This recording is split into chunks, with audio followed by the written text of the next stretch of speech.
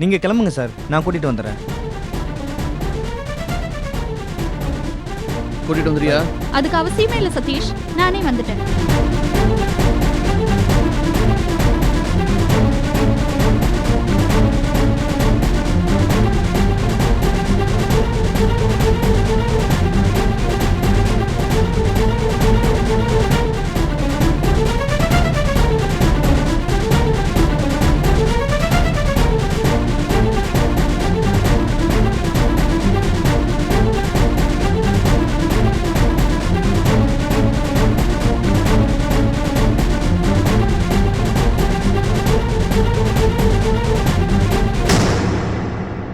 பணத்தை கொடு.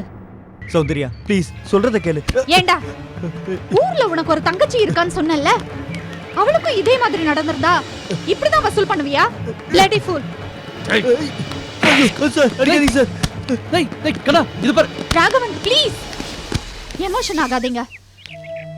இந்த ராஸ்கல் இருக்கானே இவன் ஒரு ஃப்ராட்.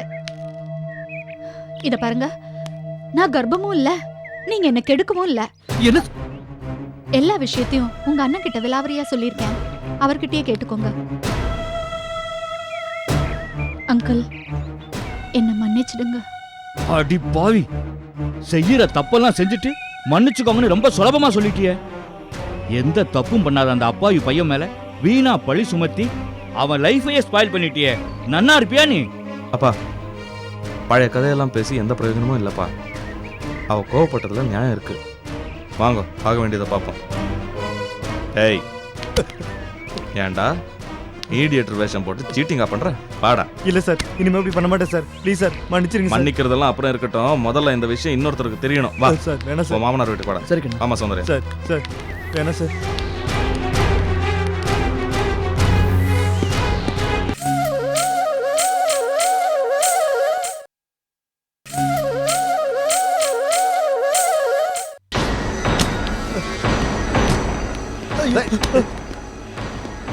என்ன கண்ணன் இது? ரவுடித்தனம் பண்ணி எங்க ஸ்டாஃப் அடிக்கிறீங்க? சொல்றா. என்ன மன்னிச்சிருங்க சார். இதுக்கு மேல நீ ஒன்னும் சொல்ல வேண்டாம், நீ சொல்லுமா.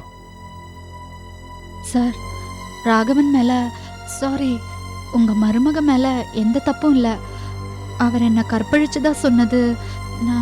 நான் இட்டு கட்டின போய் அன்னைக்கு பொய் சொல்ல சொல்லி யாரும் என்ன நிர்பந்திக்கவும் இல்லை. இப்ப உண்மையை சொல்ல சொல்லி யாரும் என்ன ஃபோர்ஸ் பண்ணவும் இல்லை. நானே தான் சொல்றேன். என்ன சொல்ற சௌந்தர்யா? ஆமா மேடம். மனசுக்கு பிடிச்சவங்க எதை லைக் பண்றாங்களோ அது நமக்கே தெரியாம நம்ம மனசுக்கு தெரியும்னு சொல்லுவாங்க. அது உண்மைதான் போல இருக்கு. ராகவன் சார் உனக்கு ஏதோ லெட்டர் தரணும்னு சொன்னாரு. அப்படியா?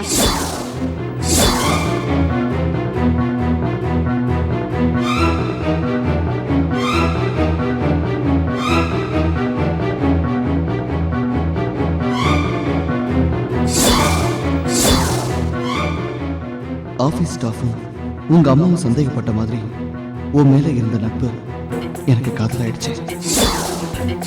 உன் மேல எனக்கு லவ் வந்தது உண்மைதான். ஆனா அதை சொல்லாதது எவ்வளவு நல்லதுன்னு இப்பதான் புரிஞ்சுக்கிட்டேன். நான் உங்ககிட்ட அந்த லெட்டரை கொடுக்காத வரைக்கும் உனக்கும் எனக்கும் நடுவுல எந்த சம்மந்தமும் இல்லை. அதை பத்தி பேசுறதுக்கு உனக்கு ரைட்ஸும் இல்லை. புரிஞ்சுதா?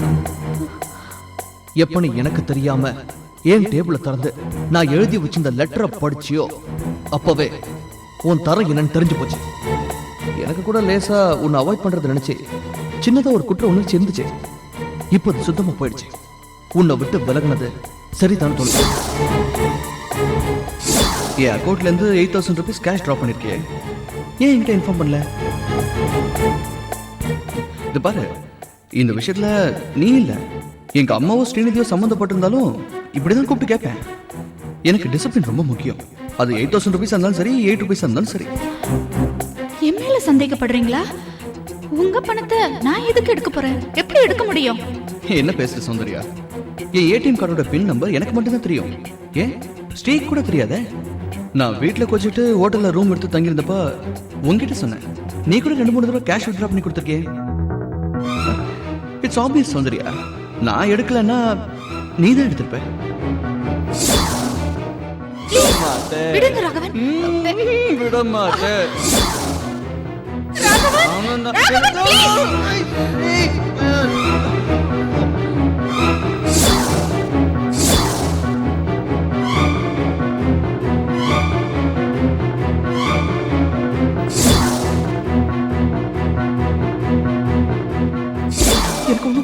ஒண்ணும் புரியலன்னு சொல்லாதீங்க. இத பாருங்க, இதெல்லாம் பொய்யா? சொல்லுங்க, இதெல்லாம் பொய்யா? எனக்கு உடனடியா ஒரு 5000 ருபீஸ் வேணும். என்ன சதீஷ், ஏற்கனவே நீ வாங்கின பணத்தை இன்னும் திருப்பி கொடுக்கல, இப்ப 5000 ரூபாய் வேற கேக்குற? அது ராகவன் பணம் தானே, அது இன்னும் நீ கணக்குல வச்சிருக்க? யாரோட பணமா இருந்தா என்ன, என் மூலமா தானே நீ வாங்கின. அது சரி, நான் உனக்கு எவ்வளவு ஹெல்ப் பண்ணிருக்கேன். நீ பண்ண இந்த டிராமாவை நான் ராகவன்ட்ட சொல்லியிருந்தேன்னா அவர் எனக்கு எவ்வளவு வேணாலும் கொடுத்துருப்பாரு. பட் நான் சொல்லலையே. குடி. நான் பண்ணது தப்புதான், என்ன மன்னிச்சிடுங்க. என்னப்பா, என்ன இதெல்லாம்? என் பொண்ணு உன் மேல எவ்வளவு பாசம் வச்சிருந்தா, அவளுக்கு இப்படி ஒரு துரோகம் பண்றதுக்கு உனக்கு எப்படிமா மனசு வந்தது? ஏன் சௌந்தர்யா, நீயும் ராகவனும் நல்ல ஃப்ரெண்ட்ஸ் நினைச்சுதானே உன்னை மறுபடியும் ஆபீஸ்ல கொண்டு வந்து சேர்த்தேன். இந்த ப்ராப்ளத்துல முன்னாடியே சொல்லியிருந்தேனா சால்வ் பண்ணிருக்கலாம்ல, ஏன் எல்லாத்தையும் சொல்லாம விட்ட? ஸ்ரீ, யார் மேலேயும் வருத்தப்பட்டு இப்போ பிரயோஜனம் இல்லைம்மா. நம்ம எல்லாரும் இமோஷனலாக பவுண்டாகி தானே வாழ்ந்துட்டு இருக்கோம்.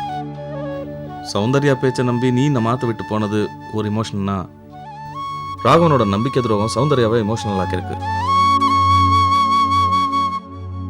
ஒரு கணத்தில் அரைஞ்சா இன்னொரு கணத்தை காட்டுறதுக்கு நம்ம யாரும் ஜீசஸ் கிரைஸ்ட் கிடையாது, எல்லாரும் சாதாரண மனுஷாதான்.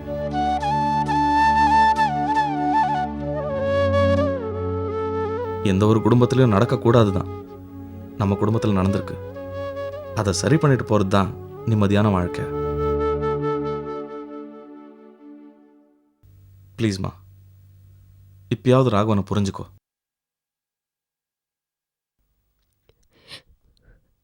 நீங்க உங்க தம்பி மேல வச்சிருக்கிற நம்பிக்கையில பாதி கூட நான் அவர் மேல வைக்கல.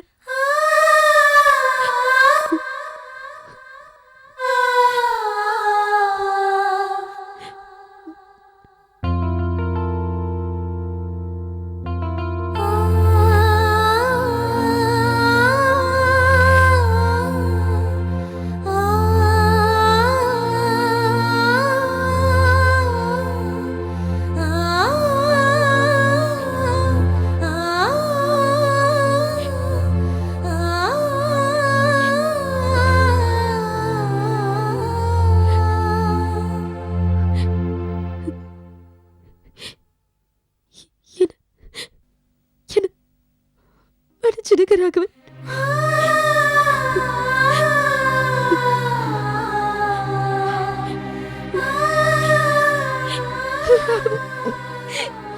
என்ன மன்னிச்சிருங்க.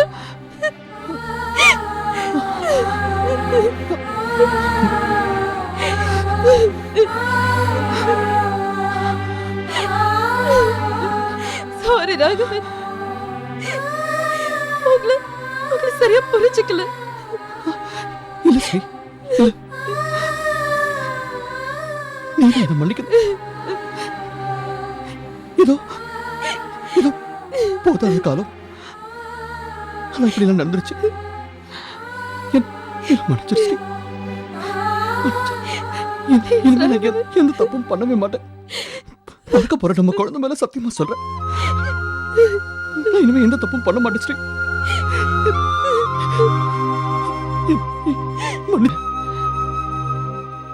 நீங்க எல்லாருமே என்ன நம்பலாம் ப்ளீஸ்.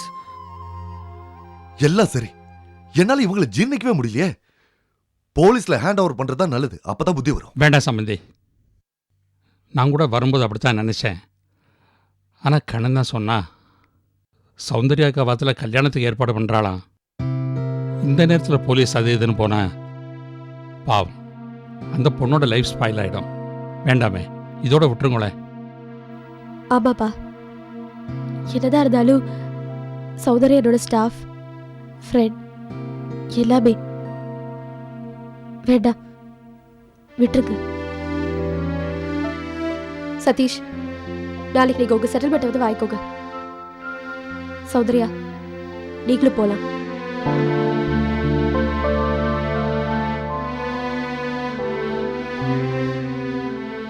ஸ்ரீ, இன்னைக்கு என்ன நாள் தெரியுமா? தெரியும்பா, எங்க கல்யாண நாள். ஆசீர்வாதம் பண்ணுங்க. நன்னாருமா, நன்னாரு. க்ஷேமமா இருக்கும் ரெண்டு பேரும். அப்பா கிளம்பலாமாப்பா? போலாமா? சம்பந்தி, சாப்பிட்டுட்டு போலாமே. இல்ல, முதல்ல இந்த விஷயத்த அம்மா கிட்ட சொல்லணும். ரொம்ப சந்தோஷப்படுவா. சரி, வரோம் சார். வாங்க. வரேன் சம்பந்தி. வரேன்டா. வரேன்டா. ஆ. வரேம்மா.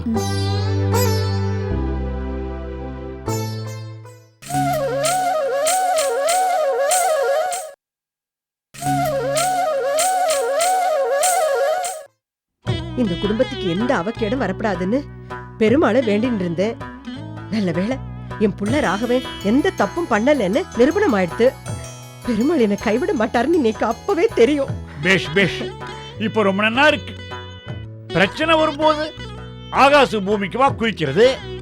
அந்த பிரச்சனை சுமூகமா தீர்ந்து போச்சுன்னா எனக்கு நன்னா தெரியும் சொல்றது. 30 வருஷமா உனக்கு இதே வேலையா போச்சு பத்மஜா. உண்மைதான். ராகவன் தப்பு பண்ணியிருக்க மாட்டான்னு கண்ணன் சொல்லிகிட்டே இருந்தான். நாம நம்பல. நம்ம மாதிரி கண்ணனை நினைச்சிருந்தான்னா ராகவன் இத்தனை நேரம் கழிச்சடையா போயிருந்திருப்பான். அண்ணா, ஸ்ரீநிதி அப்பா என்ன சொன்னார்? அவர் புரிஞ்சுட்டாரா? சௌந்தர்யாவும் சதீஷுமே உண்மையை ஒத்துன்றதுக்கு அப்புறம் அவர் என்னத்த சொல்ல போறாரு? அந்த பொண்ணை நினைச்சாதான் நீக்கு பத்திண்டு வருது. என்ன தைரியம் இருந்தா நம்ம ராகவன் மேல இப்படி ஒரு பழிய போடுவா? போதா குறைக்கு அவ அம்மா நம்ம ஆத்துக்கு வந்து மண்ணை வாரி தூத்திட்டு போறா. இந்த பாவம் எல்லாம் அவளை சும்மா விடாது. அம்மா, பிரச்சனை முடிஞ்சிருத்தேன்னு சந்தோஷப்படுமா? அந்த பொண்ணும் சரி அவ அம்மாவும் சரி அவ தப்ப உணர்ந்து மன்னிப்பு கேட்டா. அதுக்கப்புறமும் சம்பந்தப்பட்ட அவளை சவிச்சுட்டே இருக்கிறது நல்லா இருக்காதுமா. சரிடாப்பா, நான் ஒன்னும் பேசல. கல்யாண நாளும் அதுவுமா ராகவனும் ஸ்ரீநிதியும் ஒன்னு சேர்ந்திருக்கா. அதை நாம எல்லாருமா சேர்ந்து சந்தோஷமா கொண்டாடுவோம். ஆர்த்தி, அம்மா, ஸ்ரீநிதிக்கு ஃபோன் பண்ணி அவளை சாப்பிட வர சொல்லு. சரி. அப்படியே அவ அப்பாவையும் கூட்டிட்டு வர சொல்லு. சரிம்மா. ஆர்த்தி, அங்க பார். வாங்க வாங்க ஸ்ரீ, வாமா. அம்மா, நான் இந்த ஆத்துக்கு வரும்போது என் பேருக்கு பின்னால எந்த பேரும் ஒட்டிக்காத வெறும் ஸ்ரீநிதியா வருவேன்னு சொன்னேன். இப்ப பாருங்க, இவர் பின்னாலே ஒட்டிட்டு வர. ஸ்ரீநிதி, எல்லாத்துக்கும் சூழ்நிலை தாம்மா காரணம். அதை மட்டும் புரிஞ்சுட்டா போதும். ரொம்ப தேங்க்ஸ்ண்ணா. பரவாயில்லம்மா. முதல்ல அப்பா அம்மா காலில் விழுந்து ஆசீர்வாதம் வாங்கிக்கோ. வாங்கப்பா, வாங்க தாத்தா. வாங்க மாமா, வாங்க. எங்களை ஆசீர்வாதம் பண்ணுங்க. பாத்து பாத்து தீர்காயுசா இருக்கும். நன்னா இருக்கு. சந்தோஷமா இருக்கணும். ஹாத்தி, இங்க வாயே. நீயும் ஷியாமு கூட இங்கே வந்துட்டீங்க. ரொம்ப சந்தோஷம். நாம ரெண்டு பேரும் சேர்ந்து மருமகளோட பவர் என்னன்னு மாமியாருக்கு காமிப்போம். சரி, பாவிகளா, ரெண்டு பேருமா சேர்ந்து என்னென்ன பண்ண போறீங்க? பத்து பயத்தை பசிக்கிறதுடி. சாப்பிட போலாமா? பசி வந்துருத்தா? சரி, நாம எல்லாரும் உட்கார்ந்து சாப்பிடுவோம். மாட்டு பொண்ணுகள் பரிமாறட்டும். ஓகே. வாடா. வாங்க வாங்க. வா.